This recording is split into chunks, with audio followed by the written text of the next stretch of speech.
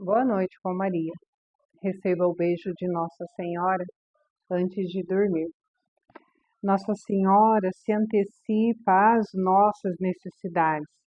Ela abre caminhos, mesmo quando ainda não decidimos caminhar. Em nome do Pai, do Filho e do Espírito Santo. Amém. Ó Maria concebida sem pecado, rogai por nós que recorremos a vós. Jesus manso e humilde de coração, fazei nosso coração semelhante ao vosso. Ó glorioso São José, nas vossas maiores aflições e tribulações, o anjo não vos valeu? Valei-nos, São José. Tua história me importa. Mensagem para o dia 30 de março. Davi disse-lhe: ninguém desanime por causa desse filisteu. Teu servo irá combatê-lo. 1 Samuel 17:32. Teu coração hoje tem pressa, e por trás dessa pressa estava o medo de errar, de perder, de não ser suficiente. Meu filho, eu vi teus olhos tentando se manter firmes, enquanto teu peito tremia por dentro. O medo é antigo. Ele nasce sempre que o desconhecido se aproxima. Mas não é teu inimigo. Ele só precisa não te dominar. Não é vergonha nenhuma sentir medo. Até os mais fortes já sentiram. O que te peço é que não deixes o medo decidir por ti.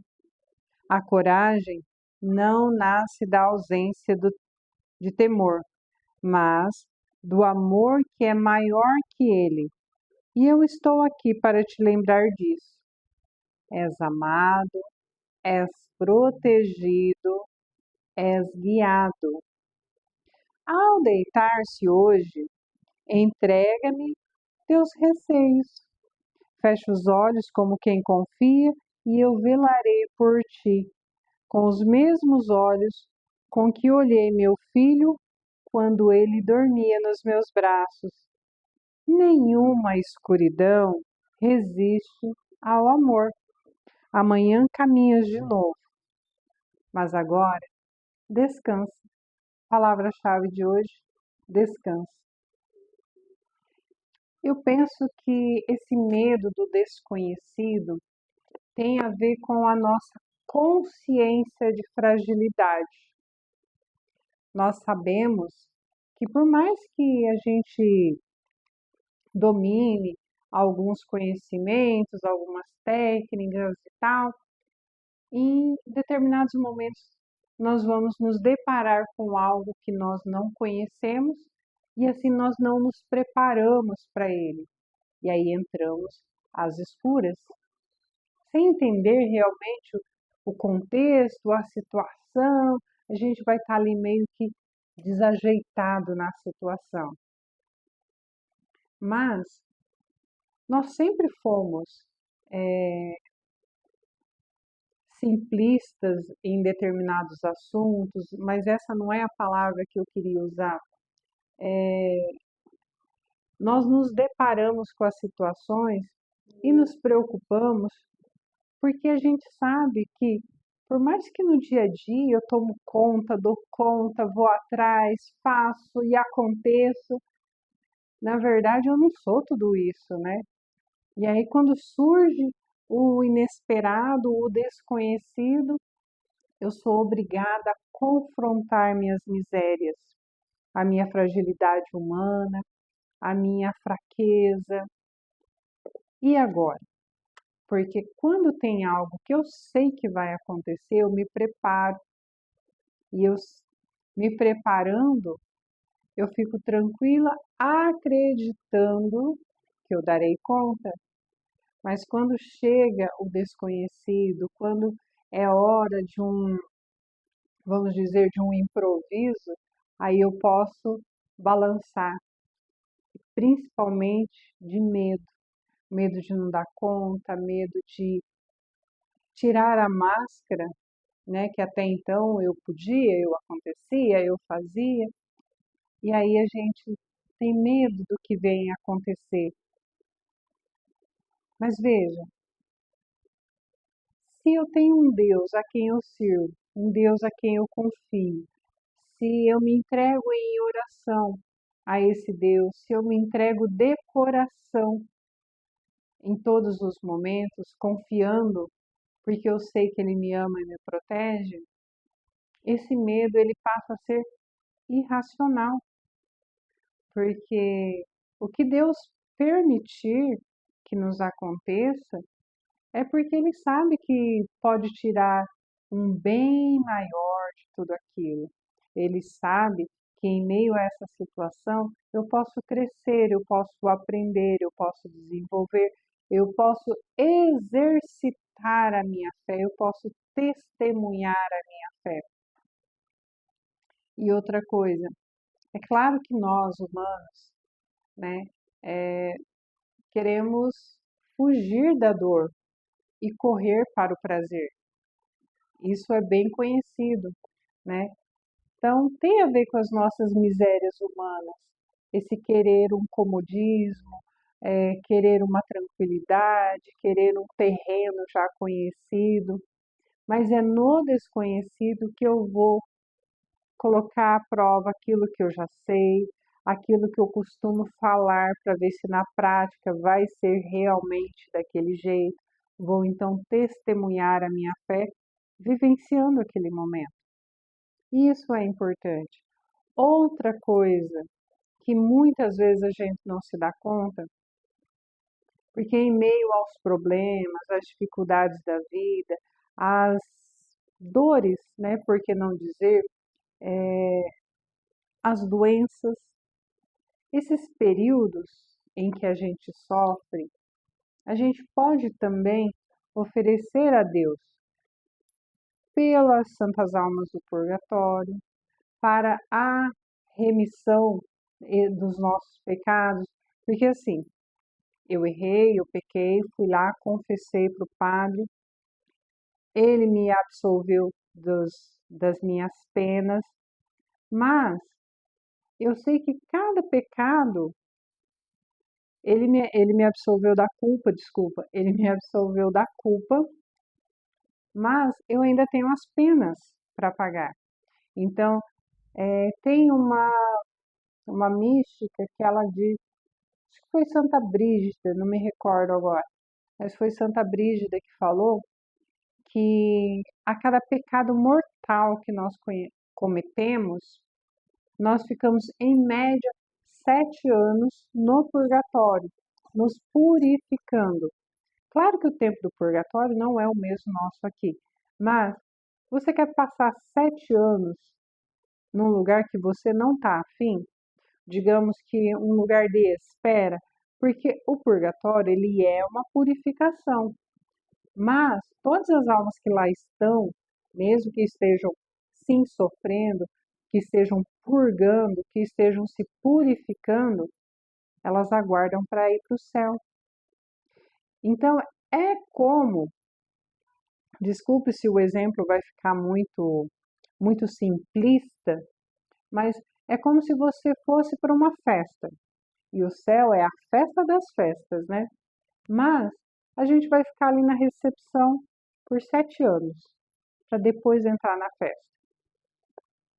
Então, nessa situação ali hipotética, e um exemplo ao mesmo tempo que simplista, parece que é meio grosseiro, a cada pecado mortal eu cumpro um período de purificação que a santa revela seriam 7 anos por pecado mortal.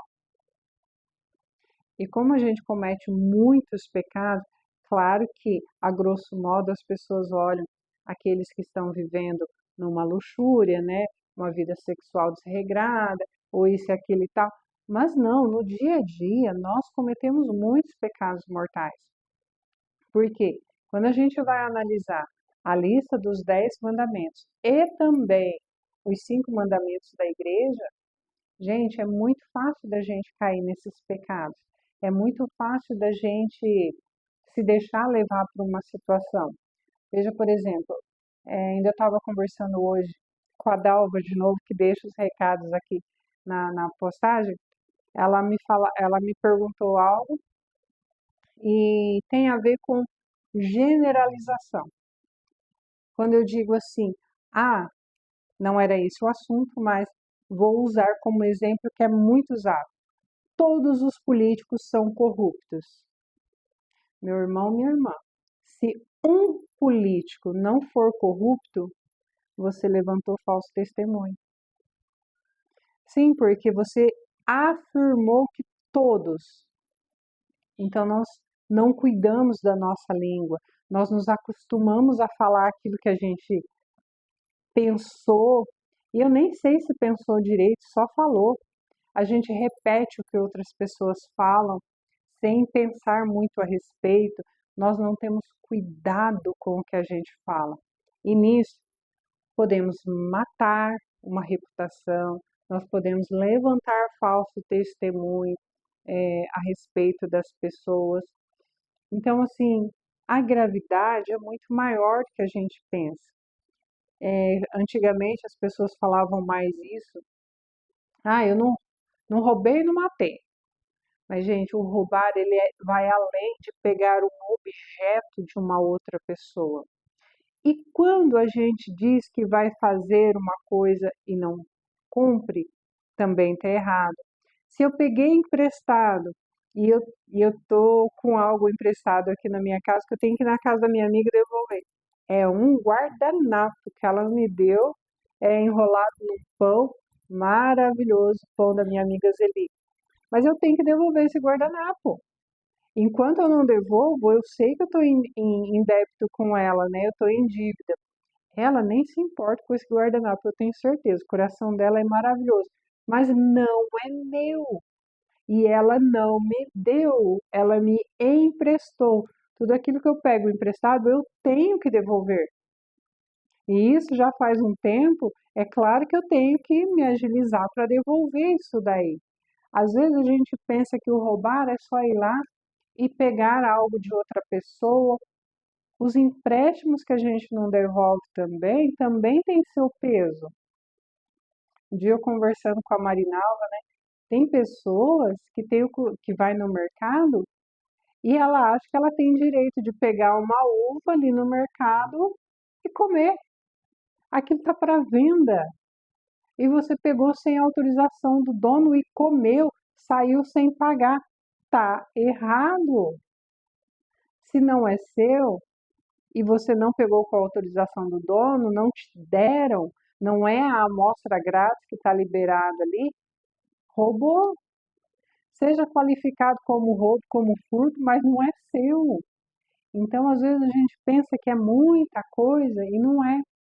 Então, toda vez que a gente tem esses erros, que na verdade são pecados, nós teremos então que pagar uma pena a respeito disso, não é verdade? Eu acho até que eu estava indo por um longo caminho e acabei me perdendo um pouquinho aqui no que eu estava falando. Mas veja,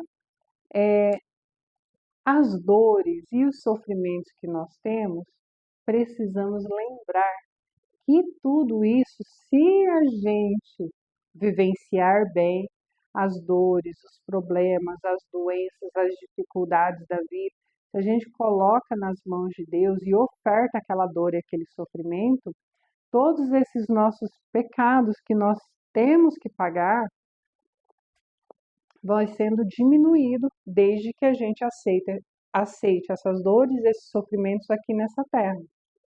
Enquanto a gente ficar achando, eu não matei ninguém, eu não roubei ninguém, e pensa que é santo, a gente se ilude, mas a conta está lá para pagar.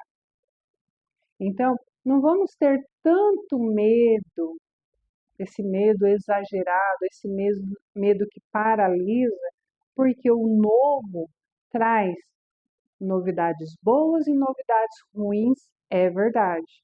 As novidades boas nós iremos desfrutar. As novidades ruins nós temos que ver como oportunidade de pagar então a nossa conta. Porque às vezes a gente pensa que a gente eu sou uma boa pessoa, eu não estou devendo para Deus. Hum, Enquanto a gente se iludir dessa forma, a gente não toma consciência da dívida que a gente tem para com Deus, e sem consciência da dívida, a gente não paga, mas a dívida existe e a gente não pode esquecer disso. Então, quando vierem as dores, as dificuldades, os sofrimentos, por menores que sejam, entrega nas mãos de Deus, oferta para Deus aquilo ali e fala: Senhor, o Senhor sabe que eu não quero passar por isso, mas que isso sirva de algum modo para minha conversão, para minha salvação, para a conversão daquela pessoa que eu tenho rezado tanto, pelas santas almas do purgatório. Outro dia eu tive um testemunho lindo de uma pessoa que tem proximidade mesmo comigo. E eu tenho visto assim crescendo na fé e só glória a Deus, né? A gente só tem a agradecer a Deus. Essa pessoa estava me contando das dificuldades que ele tem, um homem, lá no trabalho dele e tal. Aí eu peguei e falei para ele, falei, olha, todas essas dores, essas dificuldades que a gente passa, são oportunidades, não perca. Quando você tem essas contrariedades, esses momentos difíceis, oferta para Deus, seja sincero, fala, Senhor, eu por mim mesma, eu não me colocaria nessa situação. Mas já que eu tenho que passar por isso, que esse desconforto que às vezes parece, no caso ele estava falando do trabalho dele, né, que pareça humilhante, que me cause dores, às vezes até física, enfim, oferte para Deus, aconselhei ele para que ofertasse pelas santas almas do purgatório. E aí ele falou para mim assim, mas sabe, essas coisas que estão acontecendo comigo ali no trabalho, eu não fico chateado, isso não me aborrece. Mas eu vou te contar. Aí eu pensei comigo, falei, ai meu Deus, né? Querendo ajudar a pessoa, mas fui falar num momento que ela não precisava ouvir. Mas ele completou. E aí é que vem a beleza. Ele falou para mim assim: no meu trabalho, eu tenho que ajoelhar muitas vezes para apertar uma porca, um parafuso, um sei lá o quê. Aí, sempre que eu ajoelho, eu digo: Senhor, eu não vou reclamar dessa dor no joelho e eu quero que o Senhor saiba que eu estou de joelho aqui para trabalhar, sim, mas eu quero te entregar esse momento por todas as vezes que eu estive na igreja e não me ajoelhei na sua frente. Porque este homem, algumas vezes ele foi, alguns anos da vida, conforme ele ia na igreja, ele não se ajoelhava na hora da consagração. Ou seja, ele não reconhecia o senhorio de Deus, ele não reconhecia que Deus estava presente ali naquela hóstia santa consagrada. E agora ele reconhece. Agora ele se ajoelha. E mais do que isso, ele pede perdão a Deus e ele vê cada vez que ele se ajoelha no trabalho dele, ele lembra disso. E novamente ele pede perdão. Olha que coisa mais linda. Eu, eu achei um testemunho muito bonito. Então, se você tem alguém na sua vida, eu saí do tema de novo, né? Mas se você tem alguém na sua vida por quem você ora, por quem você intercede, por quem você pede pela conversão, calma, Deus está fazendo, mesmo que você não esteja vendo. A qualquer momento, essa pessoa vem testemunhar com a boca dela para você, para a honra e glória do Senhor Jesus, que a conversão está acontecendo. Então, diante do novo, diante das dificuldades, diante do que for, calma. Ter medo é normal, é natural, é humano, mas é cristão entregar esses medos para Deus e ir com fé. A pessoa que enfrenta as coisas com fé não é que ela não tem medo, é que a fé é maior que o medo.